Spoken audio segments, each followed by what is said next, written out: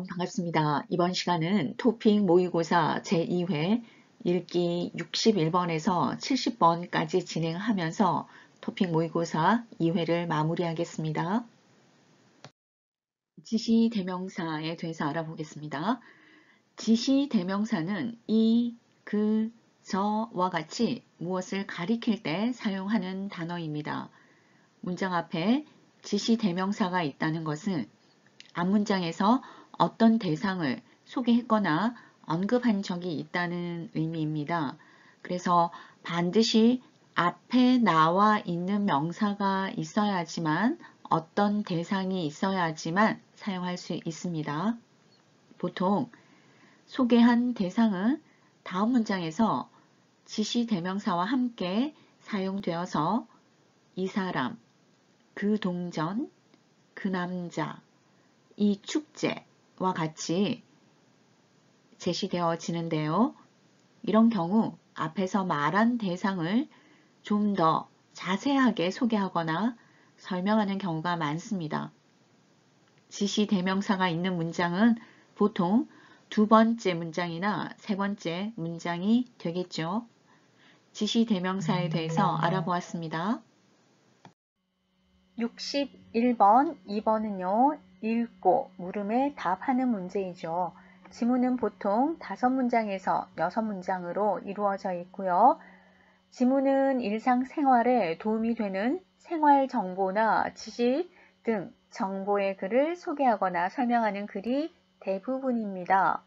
예를 들어 지폐보다 동전이 먼저 생겨난 이유나 차 없는 거리 행사 등인데요.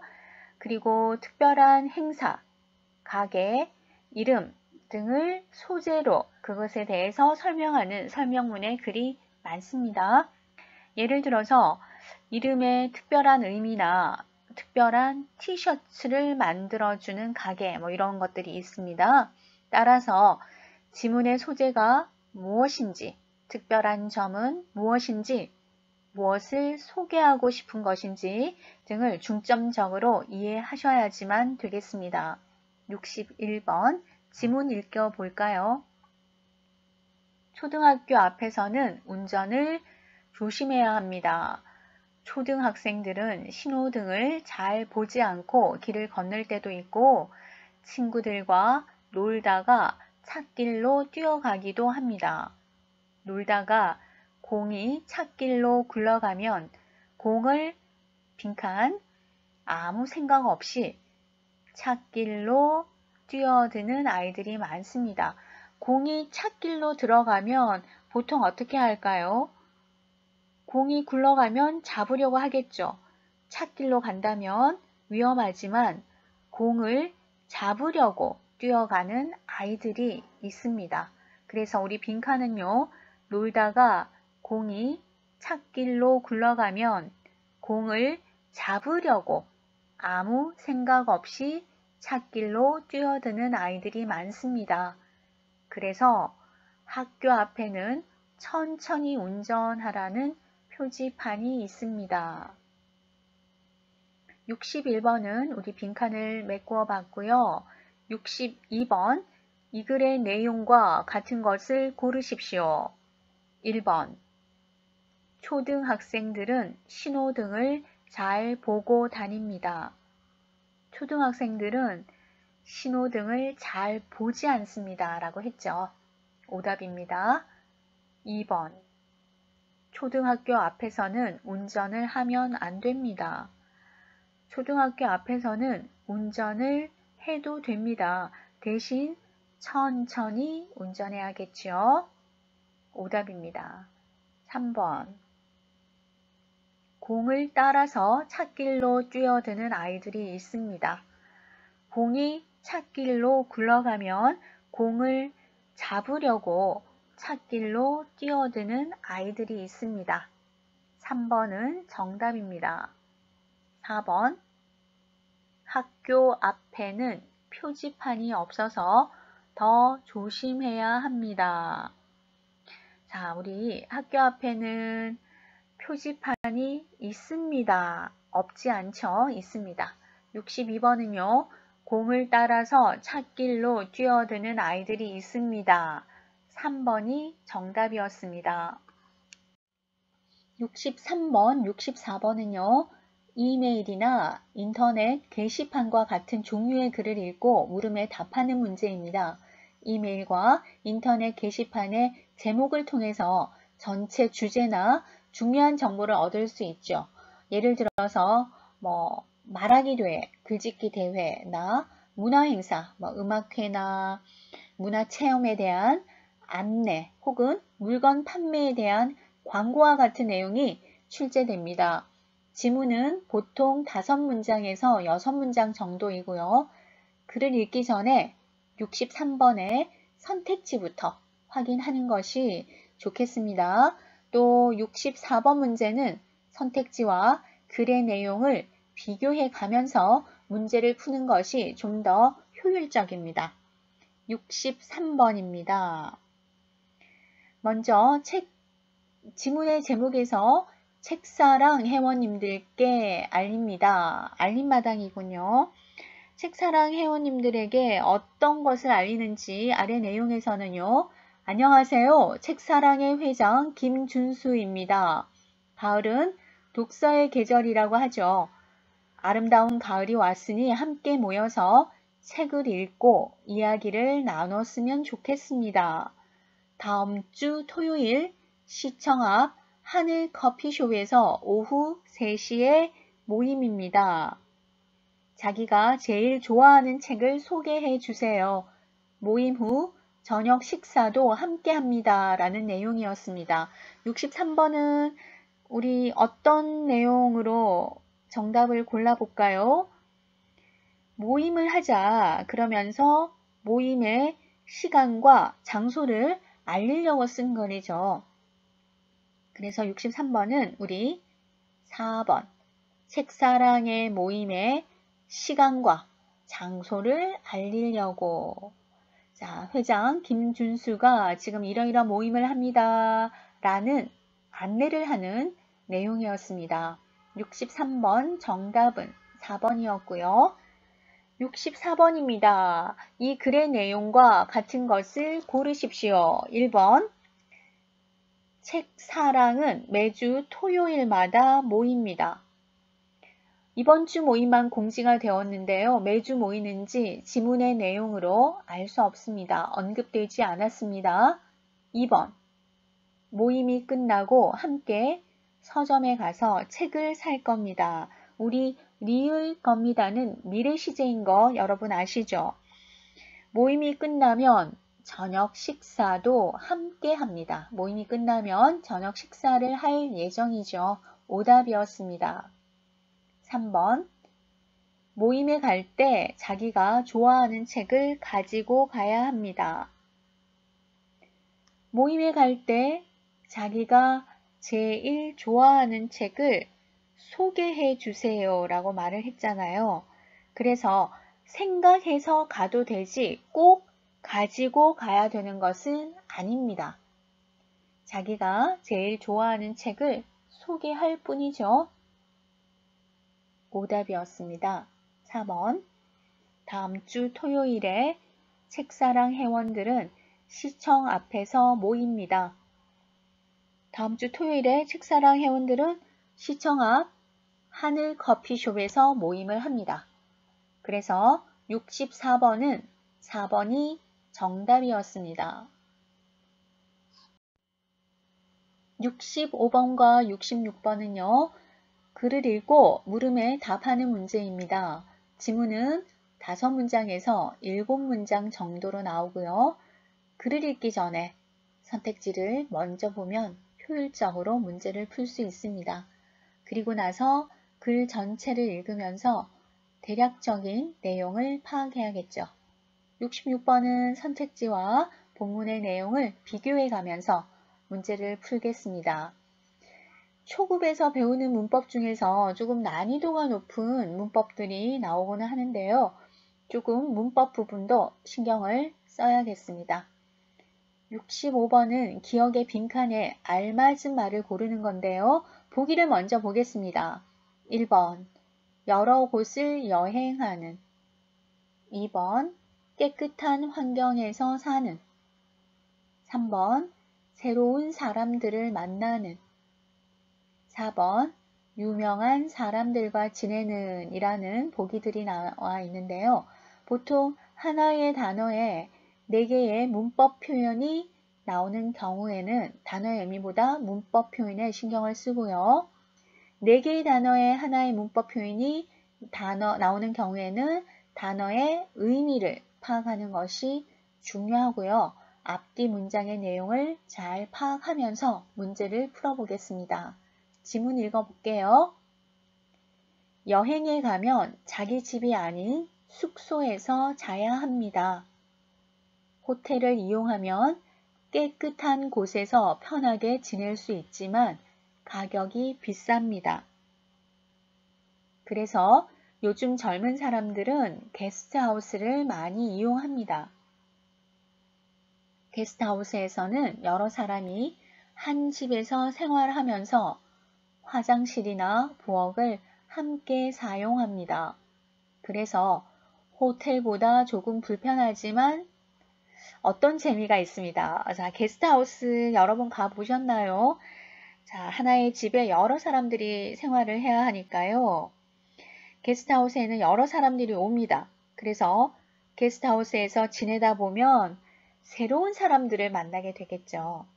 그래서 65번은 빈칸에 조금 불편하지만 새로운 사람들을 만나는 재미가 있습니다. 앞뒤 문장의 연결성으로 보면 이 3번이 가장 어울리는 것 같습니다. 66번은요. 이 글의 내용과 같은 것을 고르십시오. 1번, 호텔은 깨끗하고 싼 숙소입니다. 호텔은 깨끗하지만 가격이 비쌉니다. 오답이었고요. 2번, 호텔은 노인들에게 인기가 많습니다. 호텔이 노인들에게 인기가 있는지 없는지 모릅니다. 언급되지 않아서 오답입니다. 3번, 게스트하우스는 가족들이 사용하는 숙소입니다. 게스트하우스는 가족들이 사용할 수도 있겠지만 가족이 아닌 사람도 사용할 수가 있죠. 오답입니다. 4번, 게스트하우스의 부엌은 여러 사람이 같이 사용합니다. 게스트하우스에서는 여러 사람이 한 집에 생활하면서 화장실이나 부엌을 함께 사용합니다. 66번 정답은 4번이었습니다.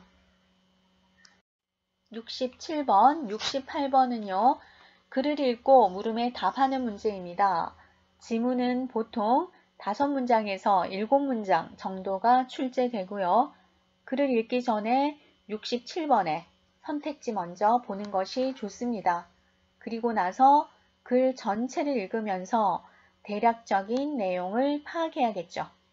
68번 문제는 선택지와 글의 내용을 비교해 가면서 문제를 푸는 것이 더 효율적입니다. 67번 문제는요. 빈칸에 적당한 표현을 찾기 위해서 앞뒤 문장을 잘 읽어보면 답을 조금 쉽게 찾을 수 있을 거고요. 선택지는 주로 하나의 단어에 4개의 문법 표현이 나오는 경우와 4개의 단어에 하나의 문법이 나오죠. 하나의 단어에 4개의 문법 표현이 나오는 경우에는 단어의 의미보다는 문법 표현의 기능을 파악해야 되고요. 4개의 단어에 하나의 문법 표현이 나오는 경우에는 문법의 기능보다는 단어의 의미를 파악하는 것이 더 중요합니다. 본문을 읽으면서 67번 문제를 풀겠습니다. 선택지 먼저 볼게요. 1번 아무나, 2번 누구도, 3번 아무도, 4번 어디나. 자, 4개의 단어를 기억하면서 우리 본문 함께 읽겠습니다. 우리 동네에는 모두의 미술관이 있습니다. 그림을 그릴 장소가 필요한 사람들에게 미술관을 무료로 빌려줍니다. 빈칸이 나왔어요. 미술관에 와서 그림을 그릴 수 있습니다. 빈칸은요, 앞뒤 문장을 잘 살펴보자 라고 말했잖아요. 지금 아무나 미술관에 와서 그림을 그릴 수 있죠. 어떤 사람, 그림을 그릴 장소가 필요한 아무나예요. 즉, 누구라도 상관없다라는 뜻이죠. 우리가 조금 전에 읽었던 선택지 중에 아무나 혹은 누구라도 이런 표현이 있으면 정답이겠죠. 67번은 우리 아무나가 있으니까 정답으로 하고 이 단어를 넣어서 처음부터 문장을 한번 읽어보겠습니다. 우리 동네에는 모두의 미술관이 있습니다. 그림을 그릴 장소가 필요한 사람들에게 미술관을 무료로 빌려줍니다. 아무나 미술관에 와서 그림을 그릴 수 있습니다. 아주 연결이 잘 되었습니다. 그리고 사람들이 그린 그림들을 전시합니다. 모두의 미술관은 사람들이 미술을 쉽고 편하게, 자, 또 빈칸이 나왔는데요. 68번은 모두에게 어떻게 이 모두의 미술관은 모두에게 미술을 쉽고 편하게 즐기게 해줍니다. 지금 하나의 단어에 4개의 문법 표현이 나왔으니까요. 문법 표현의 기능에 좀 더 집중해야겠습니다. 자, 미술을 쉽고 편하게 즐겨도 됩니다. 즐기게 해줍니다. 즐기기로 합니다. 즐길 수 있습니다. 이 표현 중에서 가장 어울리는 것은 미술을 쉽고 편하게 즐기게 해줍니다. 라는 표현이죠. 2번이 가장 어울립니다. 69번, 70번 문제입니다. 역시 글을 읽고 물음에 답하는 문제입니다. 지문은 보통 6문장에서 8문장 정도가 출제됩니다. 69번 역시 빈칸에 알맞은 말을 골라야 하니까요. 선택지부터 먼저 읽고 풀도록 합니다.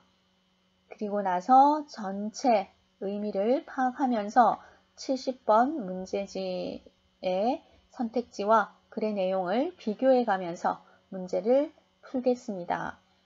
69번은 빈칸에 알맞은 단어를 고르는 문제이고요. 70번은 글의 내용으로 알 수 있는 것을 고르는 문제인데요. 글을 읽고 글에서 말하고 싶은 것이 무엇인지를 파악하는 것이 중요하겠죠. 말하고 싶은 내용은 주로 두 번째 문장 혹은 마지막 문장에 많이 나옵니다.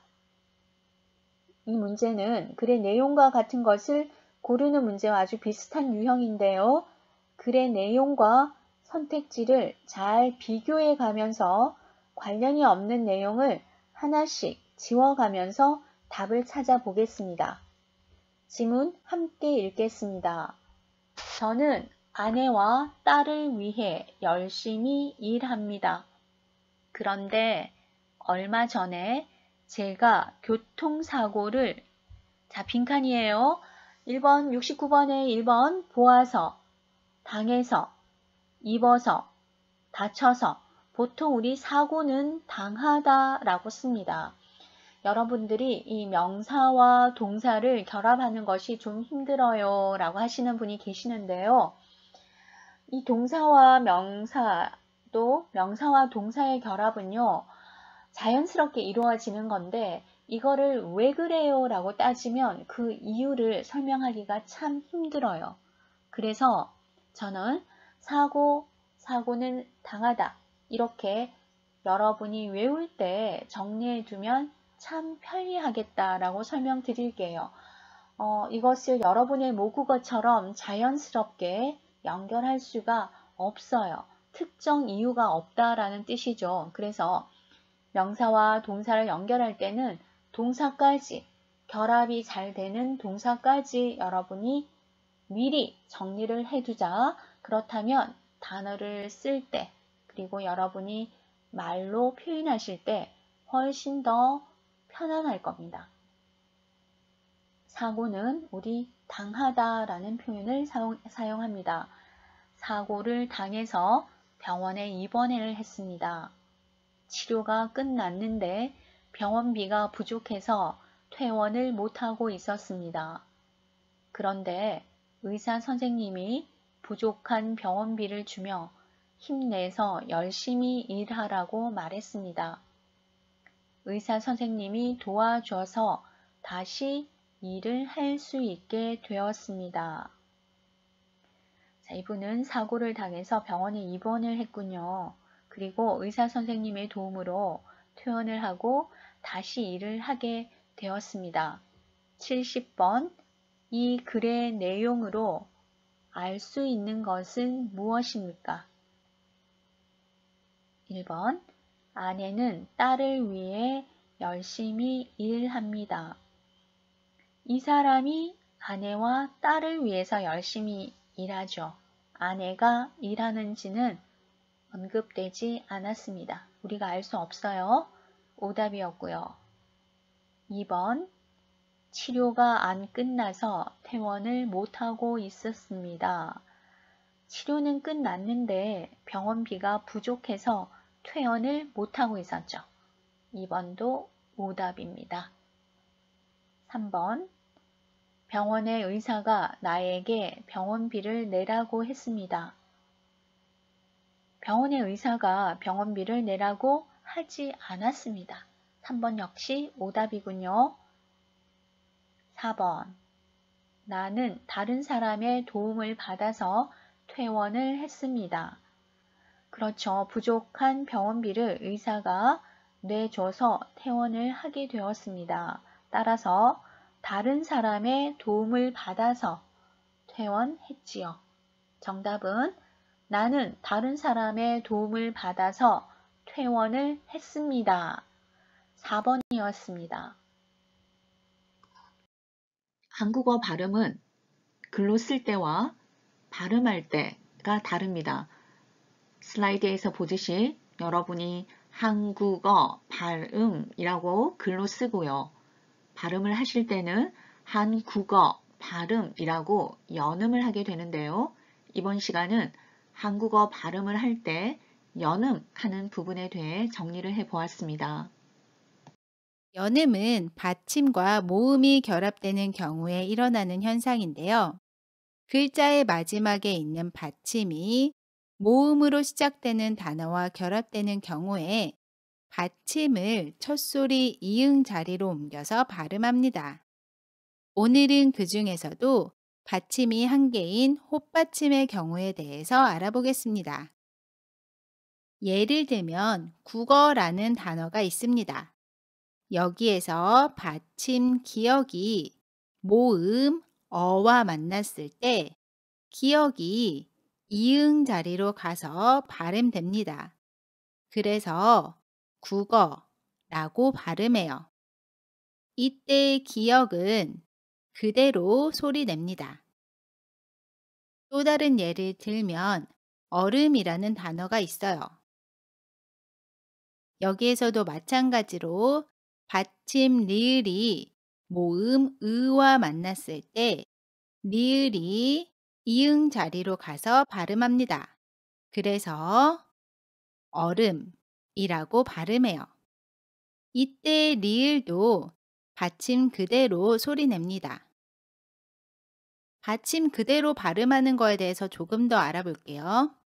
예를 들어 옷가게 발음을 하는 경우에 옷은 옷, 디귿으로 발음을 해요. 우리 받침 소리 7개에 대해서 알아봤었는데요. 받침 시옷은 디귿으로 발음한다고 했어요. 그리고 뒤에 자음이 오는 경우에는 이때 디귿이 그대로 유지가 돼서 옷가게라고 발음합니다.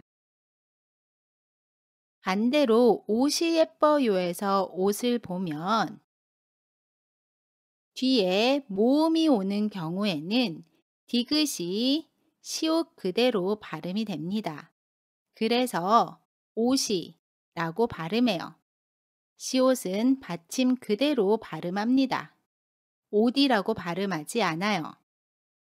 다시 한번 정리를 해보면 옷이에서 시옷 받침이 다음에 오는 모음과 만났을 때 시옷이 이응 자리로 가서 발음됩니다. 그래서 옷이라고 발음해요. 시옷은 받침 그대로 발음합니다. 이번에는 받침 히읗이 모음과 만났을 때 어떻게 발음되는지 알아볼게요. 받침 히읗은 모음을 만났을 때 히읗이 탈락됩니다. 예를 들어 조화를 보면 받침 히읗이 다음에 오는 모음과 만나면 히읗이 탈락돼요.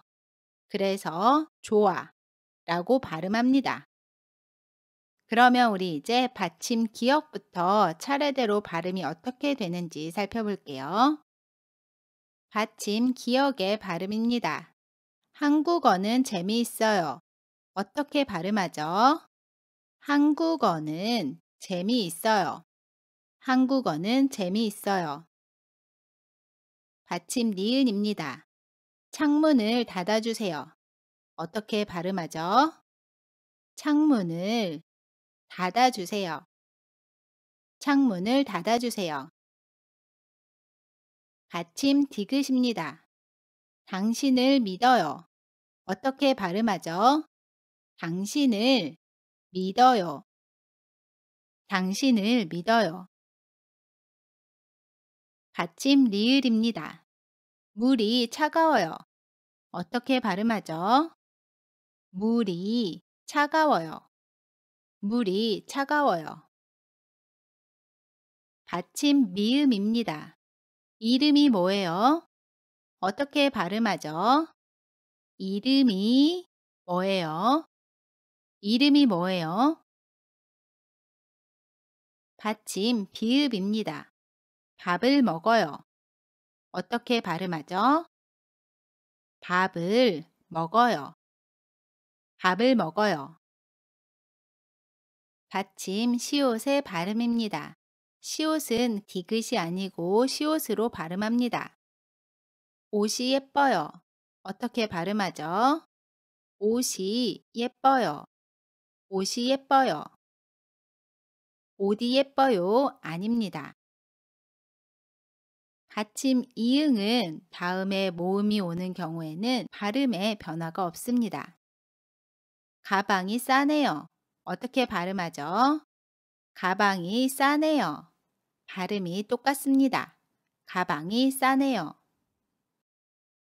받침 지읒인 경우입니다. 지읒도 디귿으로 발음하는 것이 아니고 지읒 그대로 발음합니다. 예문 볼게요. 사람을 찾아요. 어떻게 발음하죠? 사람을 찾아요 라고 발음합니다. 사람을 찾아요 아닙니다. 사람을 찾아요. 받침 치읓입니다. 치읓도 그대로 발음합니다. 예문 볼게요. 꽃이 예뻐요. 어떻게 발음하죠? 꽃이 예뻐요 로 발음합니다.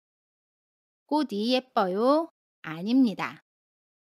받침 키읔입니다. 받침 키읔도 그대로 발음합니다. 예문 볼게요. 부엌에 식탁이 있어요. 어떻게 발음하죠? 부엌에 식탁이 있어요. 부엌에 식탁이 있어요. 저도 보통 이렇게 발음하는데요. 표준 발음은 아닙니다. 받침 티읕입니다. 티읕도 티읕 그대로 발음합니다. 예문 볼게요. 철수는 공부하는 것 같아요. 어떻게 발음하죠? 철수는 공부하는 것 같아요. 철수는 공부하는 것 같아요. 철수는 공부하는 것 같아요. 아닙니다. 다음은 받침 히읗입니다. 받침 히읗은 뒤에 모음을 만나면 히읗이 탈락한다고 했어요. 예문 볼게요. 좋아요. 발음할 때 히읗을 탈락시키고 좋아요 라고 발음합니다. 나아요는 어때요?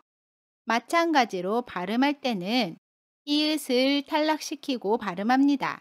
나아요. 문장 예문 볼게요. 가방을 책상 위에 놓아요. 어떻게 발음하죠? 가방을 책상 위에 놓아요 라고 발음합니다. 다음은 받침 쌍기역입니다. 쌍기역도 그대로 발음합니다. 예문 볼게요. 창문을 닦아요. 어떻게 발음하죠? 창문을 닦아요 라고 발음합니다. 마지막으로 받침 쌍시옷입니다.